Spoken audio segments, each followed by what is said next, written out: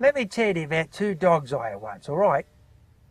Now, one was a white poodle, and she was so brilliant. I mean, that dog, she knew what you was thinking about before you even thought about it yourself. Before I come home at night, you know what that dog would do? She'd switch on the electric fire, pull the curtains, and leave me slippers and a bottle of beer sitting there beside my chair. But put her in front of an audience, fell apart. Couldn't do nothing. Right, now the other dog, he was a whippet. You might remember him. Rob Roy, the piping dog.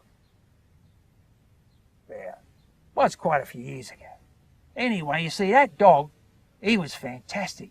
I mean to say, just tell me how many times in your life has it been your privilege to hear a 3-year-old male whippet dog play Company to the Garden Mall on the bagpipes and follow for his encore with Plays Here to More?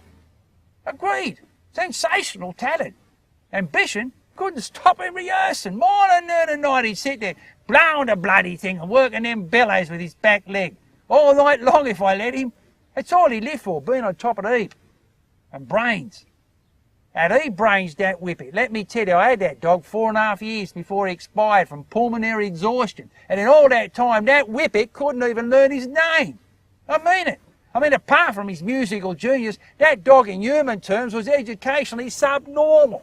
A retarded whippet, in fact.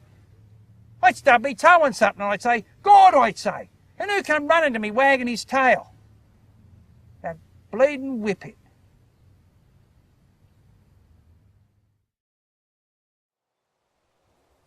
I was alone by the unattended pillar, mourning the bereaved air that lay so quiet between walls, hungry for hammer blows and the momentous hive that once was there.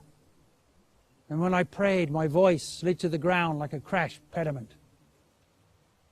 There was a demolition written over the walls, and dogs rummaged in the foundations, and picnic parties laughed on a heap of stone.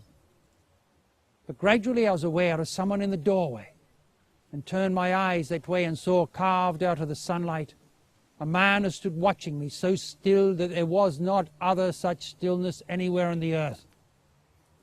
So still that the air seemed to leap at his side.